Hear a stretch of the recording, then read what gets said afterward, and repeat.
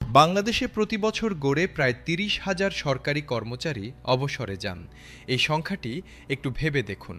প্রতিদিন গড়ে প্রায় ৮২ জন মানুষ তাদের দীর্ঘ কর্মজীবনের ইতি টানছেন এবং পেনশনের উপর নির্ভরশীল হয়ে পড়ছেন। আগামী ১০ বছরে এই সংখ্যা আরও বাড়বে, কারণ ৮০-র দশকে ব্যাপকভাবে যে প্রজন্ম সরকারি চাকরিতে যোগ দিয়েছিলেন তারা এখন একে একে অবসরে যাচ্ছেন। এই বিশাল সংখ্যার মানুষের আর্থিক ভবিষ্যৎ কতটা সুরক্ষিত তার উপর নির্ভর করছে দেশের সামাজিক স্থিতিশীলতার একটি বড় অংশ। ঠিক এই প্রেক্ষাপটেই সরকার পেনশন পুনঃসমর্পণের সময়সীমা ১৫ বছর থেকে কমিয়ে ১০ বছর করার যে সিদ্ধান্ত নিয়েছে সেটি শুধু বর্তমানের জন্য নয়, ভবিষ্যতের জন্যও একটি অত্যন্ত গুরুত্বপূর্ণ পদক্ষেপ। আজকের এই বিশেষ প্রতিবেদনে আমরা এই সিদ্ধান্তকে কেন্দ্র করে বাংলাদেশের পেনশন সংস্কারের ভবিষ্যৎ পরিকল্পনা, আসছে বছরগুলোতে কি কি পরিবর্তন আসতে পারে এবং একটি টেকসই পেনশন ব্যবস্থা গড়ে তুলতে হলে কোনো পথে এগোতে হবে সেই বিষয়গুলো বিস্তারিত আলোচনা করব। পেনশন পুনঃসমর্পণের সময়সীমা কমানোর সিদ্ধান্তটি বিচ্ছিন্ন কোনো ঘটনা নয়। এটি একটি দীর্ঘমেয়াদী পেনশন সংস্কার পরিকল্পনার প্রথম দৃশ্যমান পদক্ষেপ। অর্থ মন্ত্রণালয়ের সংশ্লিষ্ট সূত্র জানাচ্ছে, সরকার পেনশন ব্যবস্থার সামগ্রিক উন্নয়নের জন্য একটি রোডম্যাপ তৈরি করছে। সেই রোডম্যাপে স্বল্পমেয়াদী, মধ্যমেয়াদী এবং দীর্ঘমেয়াদী পদক্ষেপের একটি সুনির্দিষ্ট পরিকল্পনা রয়েছে। কমিউটেশনের সময়সীমা কমানো সেই পরিকল্পনার স্বল্পমেয়াদী অংশের একটি গুরুত্বপূর্ণ উপাদান। এই সিদ্ধান্তের পর এখন প্রশ্ন হল, পরবর্তী পদক্ষেপগুলো কী হবে এবং বাংলাদেশের পেনশন ব্যবস্থা আগামী ১০ থেকে ২০ বছরে কোথায় পৌঁছাবে। পেনশন সংস্কারের ভবিষ্যৎ পরিকল্পনা বুঝতে হলে আগে জানতে হবে বর্তমান পেনশন ব্যবস্থায় ঠিক কোথায় কোথায় সমস্যা আছে। প্রথম সমস্যা হল পেনশনের পরিমাণ। বাংলাদেশে সরকারি কর্মচারীরা অবসরের পর তাদের শেষ মূল বেতনের ৯০% পেনশন হিসেবে পান। শুনতে ভালো মনে হলেও বাস্তবতা হল বছরের পর বছর ধরে এই পেনশনের পরিমাণ মূল্যস্ফীতির সঙ্গে সামঞ্জস্যপূর্ণভাবে বাড়ছে না। ১০ বছর আগে যে পেনশনে একটি পরিবার মোটামুটি ভালোভাবে চলত, এখন সেই একই পরিমাণ অর্থে সংসার চালানো অত্যন্ত কঠিন হয়ে পড়েছে। নিত্য প্রয়োজনীয় পণ্যের দাম বেড়েছে, চিকিৎসার ব্যয় বেড়েছে, পরিবহন খরচ বেড়েছে, কিন্তু পেনশনের পরিমাণ সেই হারে বাড়েনি। দ্বিতীয় সমস্যা হল চিকিৎসা সুবিধার অভাব। বয়স বাড়ার সঙ্গে সঙ্গে একজন মানুষের চিকিৎসার প্রয়োজনীয়তা বাড়ে। ডায়াবেটিস, উচ্চ রক্তচাপ, হৃদরোগ, কিডনি সমস্যা, ক্যান্সার সহ নানা দীর্ঘমেয়াদী রোগ বয়স্কদের মধ্যে বেশি দেখা যায়। এই রোগগুলোর চিকিৎসা অত্যন্ত ব্যয়বহুল এবং দীর্ঘমেয়াদী। বাংলাদেশে পেনশনারদের জন্য কোনো বিশেষ স্বাস্থ্য বীমা বা চিকিৎসা সহায়তার ব্যবস্থা নেই। সরকারি হাসপাতালে বিনামূল্যে সেবা পাওয়া গেলেও তার মান এবং সহজলভ্যতা সবসময় সন্তোষজনক নয়। এই ফাঁকটি পূরণ করা পেনশন সংস্কারের একটি জরুরি অগ্রাধিকার হওয়া উচিত। তৃতীয় সমস্যা হল পেনশন পরিচালনার জটিলতা। এখনও অনেক পেনশনারকে বিভিন্ন কাগজপত্রের জন্য সরকারি দপ্তরে বারবার যেতে হয়। জীবন সনদ প্রদান, পেনশন বই আপডেট করা, বিভিন্ন ভাতার আবেদন করা সহ নানা কাজে বয়স্ক মানুষদের দীর্ঘ সময় সরকারি অফিসে অপেক্ষা করতে হয়। এটি শুধু অসুবিধাজনক নয়, বয়স্কদের জন্য শারীরিকভাবেও কষ্টকর। ডিজিটাল প্রযুক্তির ব্যবহার এই সমস্যার একটি কার্যকর সমাধান হতে পারে। চতুর্থ সমস্যা হল পেনশন তহবিলের দীর্ঘমেয়াদী টেকসই ব্যবস্থাপনা। বাংলাদেশে পেনশন ব্যবস্থাটি মূলত বার্ষিক বাজেট থেকে অর্থায়িত হয়, অর্থাৎ বর্তমান করদাতারা অবসরপ্রাপ্ত কর্মচারীদের পেনশনের অর্থ যোগান দেন। আগামী বছরগুলোতে যখন আরও বেশি সংখ্যক কর্মচারী অবসরে যাবেন এবং মানুষের গড় আয়ু বাড়তে থাকবে, তখন পেনশন ব্যয়ের পরিমাণও বাড়বে। এই বাড়তি ব্যয় সরকারের বাজেটের উপর চাপ তৈরি করবে। দীর্ঘমেয়াদে পেনশন ব্যবস্থাকে টেকসই রাখতে হলে এই বিষয়টি এখন থেকেই পরিকল্পনায় রাখতে হবে। পঞ্চম সমস্যা হল বিধবা এবং প্রতিবন্ধী পেনশনভোগীদের জন্য অপর্যাপ্ত সুরক্ষা। পেনশনারের মৃত্যুর পর তার পরিবারের নির্ভরশীল সদস্যরা, বিশেষত বিধবা স্ত্রী বা প্রতিবন্ধী সন্তান, একটি কঠিন আর্থিক পরিস্থিতির মুখোমুখি হন। পারিবারিক পেনশনের পরিমাণ এবং প্রাপ্যতার বিষয়ে আরও উদার এবং সহজলভ্য নিয়ম প্রয়োজন। এই সমস্যাগুলো সমাধানে পেনশন বিশেষজ্ঞরা একটি বহুস্তরীয় সংস্কার পরিকল্পনার কথা বলছেন। এই পরিকল্পনায় স্বল্পমেয়াদী, মধ্যমেয়াদী এবং দীর্ঘমেয়াদী পদক্ষেপের একটি সুনির্দিষ্ট কাঠামো রয়েছে। স্বল্পমেয়াদী পদক্ষেপ হিসেবে ইতিমধ্যে কমিউটেশনের সময়সীমা কমানো হয়েছে। এখন যে পদক্ষেপগুলো আশু প্রয়োজন সেগুলো হলো পেনশন পরিচালনার ডিজিটালাইজেশন শুরু করা, পেনশনারদের জন্য একটি পাইলট স্বাস্থ্যসেবা প্রকল্প চালু করা এবং পেনশনের পরিমাণ বার্ষিক পুনর্মূল্যায়নের একটি নীতিমালা তৈরি করা। মধ্যমেয়াদী পদক্ষেপ হিসেবে বিশেষজ্ঞরা বলছেন আগামী ৩ থেকে ৫ বছরের মধ্যে একটি পেনশনার স্বাস্থ্য তহবিল গঠন করা উচিত। এই তহবিলে সরকার এবং পেনশনার উভয়ের অর্থায়নে একটি স্বাস্থ্য বীমা ব্যবস্থা গড়ে উঠবে। এই ব্যবস্থায় একজন পেনশনার প্রতি মাসে তার পেনশন থেকে একটি ছোট অঙ্কের প্রিমিয়াম দেবেন এবং বিনিময়ে বড় ধরনের চিকিৎসার ক্ষেত্রে আর্থিক সহায়তা পাবেন। সরকার এই তহবিলে সমপরিমাণ বা তার বেশি অর্থ যোগান দেবে। এই ধরনের একটি ব্যবস্থা চালু হলে পেনশনারদের চিকিৎসার চিন্তা অনেকটাই কমে যাবে। পাশাপাশি মধ্যমেয়াদী পরিকল্পনায় পেনশনের পরিমাণ মূল্যস্ফীতির সঙ্গে স্বয়ংক্রিয়ভাবে সামঞ্জস্য করার একটি নীতিমালা প্রণয়ন অত্যন্ত জরুরি। প্রতি বছর বাজেটের আগে পেনশনের পরিমাণ পর্যালোচনা করা এবং মূল্যস্ফীতির হার বিবেচনায় নিয়ে প্রয়োজনীয় সমন্বয় করা উচিত। এটি কার্যকর হলে পেনশনারদের ক্রয় ক্ষমতা সময়ের সঙ্গে ক্ষয় পাবে না এবং তারা জীবনযাত্রার মান বজায় রাখতে পারবেন। দীর্ঘমেয়াদী পরিকল্পনায় বিশেষজ্ঞরা একটি সম্পূরক পেনশন সঞ্চয় তহবিল কথা বলছেন।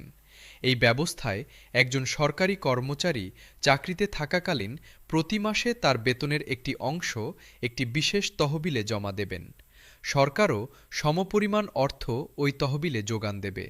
অবসরের পর কর্মচারী এই তহবিল থেকে একটি নির্দিষ্ট পরিমাণ অর্থ পাবেন, যা তার মূল পেনশনের পাশাপাশি অতিরিক্ত আয়ের উৎস হিসেবে কাজ করবে। এই ধরনের একটি সম্পূরক ব্যবস্থা বাংলাদেশের পেনশন কাঠামোকে আমূল বদলে দিতে পারে। এই দীর্ঘমেয়াদী পরিকল্পনার আরেকটি গুরুত্বপূর্ণ অংশ হল পেনশন তহবিলের বিনিয়োগ ব্যবস্থাপনা। বর্তমানে বাংলাদেশে পেনশন অর্থায়ন মূলত সরকারের চলতি রাজস্ব থেকে হয়, কিন্তু যদি একটি পৃথক পেনশন তহবিল গঠন করা হয় এবং সেই তহবিলকে সরকারি বন্ড, অবকাঠামো প্রকল্প এবং অন্যান্য নিরাপদ বিনিয়োগে বিনিয়োগ করা হয়, তাহলে তহবিল নিজেই বৃদ্ধি পাবে। এই বিনিয়োগ থেকে আসা আয় পেনশনের অর্থায়নে সহায়তা করবে এবং সরকারের বাজেটের উপর চাপ কমবে। মালয়েশিয়ার কর্মচারী প্রভিডেন্ট ফান্ড এবং সিঙ্গাপুরের সেন্ট্রাল প্রভিডেন্ট ফান্ড এই ধরনের বিনিয়োগ ব্যবস্থাপনায় অসাধারণ সাফল্য পেয়েছে। বাংলাদেশও এই পথে হাঁটতে পারে। পেনশন সংস্কারের ভবিষ্যৎ পরিকল্পনায় একটি অত্যন্ত গুরুত্বপূর্ণ বিষয় হল ডিজিটাল রূপান্তর। বাংলাদেশ সরকার ইতিমধ্যে ডিজিটাল বাংলাদেশের রূপকল্প বাস্তবায়নে উল্লেখযোগ্য অগ্রগতি করেছে। মোবাইল ব্যাংকিং, অনলাইন সেবা এবং ই-গভর্নেন্সের বিস্তার ঘটছে। এই ডিজিটাল অবকাঠামোকে পেনশন ব্যবস্থাপনায় কাজে লাগানো উচিত। একটি কেন্দ্রীয় পেনশন ব্যবস্থাপনা পোর্টাল তৈরি করা হলে পেনশনাররা ঘরে বসেই তাদের পেনশন সংক্রান্ত সব তথ্য দেখতে পারবেন। জীবন সনদ অনলাইনে জমা দিতে পারবেন, পেনশন পরিবর্তনের আবেদন করতে পারবেন এবং অন্যান্য সেবা পেতে পারবেন। এই ডিজিটাল রূপান্তর পেনশন ব্যবস্থার দক্ষতা বাড়াবে, দুর্নীতি কমাবে এবং পেনশনারদের ভোগান্তি কমাবে। বিশেষ করে প্রবীণ পেনশনারদের জন্য ডিজিটাল সেবার সুলভতা নিশ্চিত করা একটি চ্যালেঞ্জ, কারণ অনেক বয়স্ক মানুষ ডিজিটাল প্রযুক্তি ব্যবহারে অভ্যস্ত নন। এই চ্যালেঞ্জ মোকাবেলায় স্থানীয় পর্যায়ে ডিজিটাল সহায়তা কেন্দ্র স্থাপন করা যেতে পারে, যেখানে প্রশিক্ষিত কর্মী পেনশনারদের অনলাইন সেবা ব্যবহারে সহায়তা করবেন। মোবাইল ফোনের মাধ্যমে সরল প্রক্রিয়ায় পেনশন সেবা পাওয়ার ব্যবস্থাও রাখা উচিত, যাতে স্মার্টফোন নেই এমন পেনশনাররাও সুবিধা পান। পেনশন সংস্কারের আরেকটি গুরুত্বপূর্ণ দিক হল বেসরকারি খাতের কর্মচারীদের জন্য পেনশন ব্যবস্থার প্রসার। বর্তমানে বাংলাদেশে কার্যকর পেনশন ব্যবস্থা মূলত সরকারি কর্মচারীদের মধ্যে সীমাবদ্ধ। বেসরকারি খাতের লক্ষ লক্ষ কর্মচারী অবসরের পর কোনো নিয়মিত আয়ের নিশ্চয়তা পান না। ভবিষ্যতে একটি জাতীয় পেনশন নীতিমালার আওতায় বেসরকারি খাতের কর্মচারীদেরও একটি পেনশন কাঠামোর মধ্যে আনা জরুরি। অনেক দেশে বেসরকারি খাতের কর্মচারীদের জন্য বাধ্যতামূলক সঞ্চয় ব্যবস্থা প্রচলিত আছে। বাংলাদেশেও এই পথে এগোনো সম্ভব। কৃষক এবং অপ্রাতিষ্ঠানিক খাতের শ্রমিকদের জন্য পেনশন বা অবসর সুরক্ষার বিষয়টিও ভবিষ্যতের পরিকল্পনায় থাকা উচিত। দেশের মোট কর্মজীবী জনগোষ্ঠীর একটি বড় অংশ অপ্রাতিষ্ঠানিক খাতে কাজ করেন। এই মানুষগুলো বৃদ্ধ বয়সে কোনো নিয়মিত আয় পান না। সরকারের বয়স্ক ভাতা কর্মসূচি একটি ভালো উদ্যোগ, কিন্তু তা যথেষ্ট নয়।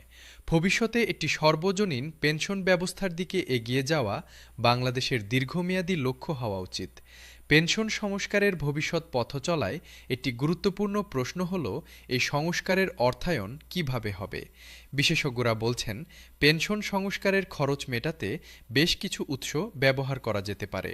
প্রথমত, সরকারের রাজস্ব বৃদ্ধির সঙ্গে সঙ্গে পেনশন খাতে বরাদ্দ বাড়ানো উচিত। দেশের জিডিপির তুলনায় বাংলাদেশের পেনশন ব্যয় এখনও অনেক কম।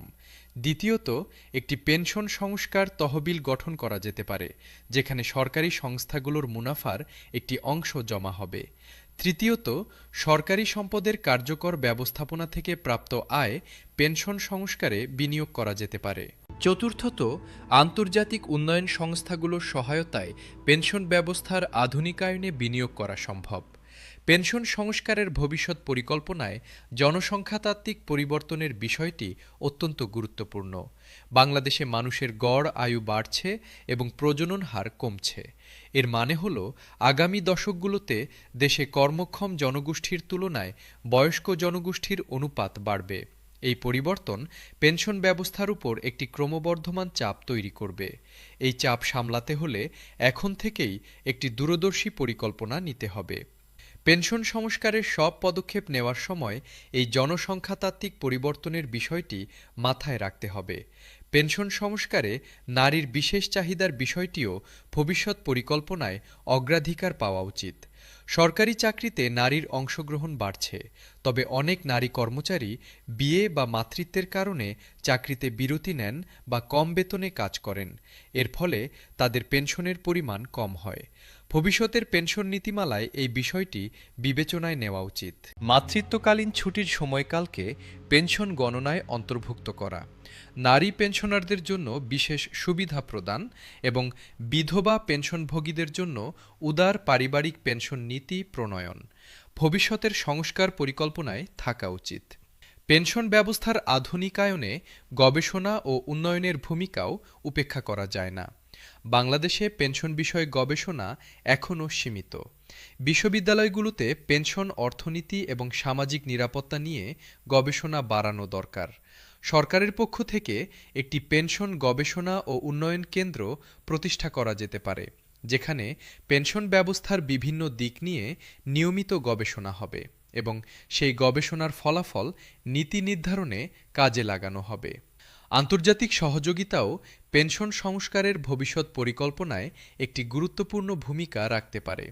বিশ্বব্যাংক, আন্তর্জাতিক শ্রম সংস্থা এবং এশীয় উন্নয়ন ব্যাংকের মতো আন্তর্জাতিক সংস্থাগুলো পেনশন সংস্কারে কারিগরি সহায়তা এবং আর্থিক সহযোগিতা দিতে পারে। এই সংস্থাগুলো বিশ্বের বিভিন্ন দেশে পেনশন সংস্কারে সহায়তা করেছে এবং তাদের অভিজ্ঞতা ও জ্ঞান বাংলাদেশের কাজে আসতে পারে। সরকারের উচিত এই আন্তর্জাতিক অংশীদারদের সঙ্গে সক্রিয়ভাবে কাজ করা।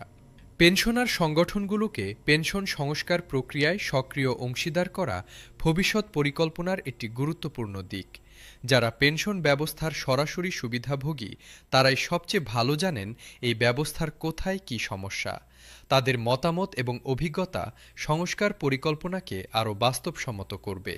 নিয়মিত পরামর্শ সভা, যৌথ কার্যকরী দল এবং পেনশনারদের প্রতিনিধিত্ব নিশ্চিত করার মাধ্যমে এই অংশগ্রহণ নিশ্চিত করা সম্ভব। পেনশন সংস্কারের একটি অপ্রচলিত কিন্তু গুরুত্বপূর্ণ দিক হল পেনশনারদের সামাজিক ও মানসিক সুস্থতা নিশ্চিত করা। শুধু আর্থিক সুরক্ষাই যথেষ্ট নয়। অবসর জীবনে একাকিত্ব, উদ্দেশ্যহীনতা এবং সামাজিক বিচ্ছিন্নতা অনেকের মানসিক স্বাস্থ্যে নেতিবাচক প্রভাব ফেলে। ভবিষ্যতে পেনশনারদের জন্য সামাজিক কেন্দ্র, বিনোদনমূলক কার্যক্রম, স্বেচ্ছাসেবী কাজের সুযোগ এবং পেশাদার পরামর্শ সেবার ব্যবস্থা করা যেতে পারে। এই ধরনের উদ্যোগ পেনশনারদের জীবনের মান উন্নয়নে অর্থের পাশাপাশি আরেকটি গুরুত্বপূর্ণ মাত্রা যোগ করবে। পেনশন সংস্কারের বর্তমান গতি প্রকৃতি দেখে অর্থনীতিবিদরা আশাবাদী যে বাংলাদেশ আগামী 10 থেকে 15 বছরের মধ্যে একটি শক্তিশালী এবং টেকসই পেনশন ব্যবস্থা গড়ে তুলতে পারবে। তারা বলছেন, পেনশন সংস্কারে বিনিয়োগ মানে দেশের সামাজিক স্থিতিশীলতায় বিনিয়োগ। একটি দেশ যখন তার প্রবীণ ও অবসরপ্রাপ্ত নাগরিকদের আর্থিকভাবে সুরক্ষিত রাখতে পারে, তখন সমাজে একটি ইতিবাচক বার্তা যায়। তরুণ প্রজন্ম উৎসাহিত হয়, কারণ তারা জানে বৃদ্ধ বয়সে তারাও সুরক্ষিত থাকবেন। এই বিশ্বাস সমাজে একটি দীর্ঘমেয়াদী ইতিবাচক প্রভাব ফেলে। সরকারের পক্ষ থেকে ইতিমধ্যে সংকেত দেওয়া হয়েছে যে পেনশন সংস্কারের যাত্রা এখানেই থামবে না। কমিউটেশনের সময়সীমা কমানো একটি শুরু মাত্র। ভবিষ্যতে পর্যায়ক্রমে আরও সংস্কার আসবে। পেনশনার সংগঠনগুলো এই প্রতিশ্রুতিকে স্বাগত জানিয়ে বলেছে, তারা সরকারের পাশে থেকে পেনশন ব্যবস্থার উন্নয়নে সহযোগিতা করতে প্রস্তুত। পরিশেষে বলা যায়, পেনশন পুনঃসমর্পণের সময়সীমা কমানোর এই সিদ্ধান্ত বাংলাদেশের পেনশন সংস্কারের একটি নতুন যুগের সূচনা করেছে। প্রতিদিন যে ৮২ জন মানুষ অবসরে যাচ্ছেন, তাদের জন্য এবং ভবিষ্যতে যারা অবসরে যাবেন, তাদের জন্য একটি ন্যায্য, মানবিক এবং টেকসই পেনশন ব্যবস্থা গড়ে তোলাই হোক বাংলাদেশের লক্ষ্য। এই লক্ষ্য অর্জনের পথটি দীর্ঘ এবং কঠিন, কিন্তু অসম্ভব নয়। সঠিক পরিকল্পনা, রাজনৈতিক সদিচ্ছা, পর্যাপ্ত বিনিয়োগ এবং সকল অংশীজনের সমন্বিত প্রচেষ্টায় বাংলাদেশ একদিন একটি বিশ্বমানের পেনশন ব্যবস্থা গড়ে তুলতে পারবে।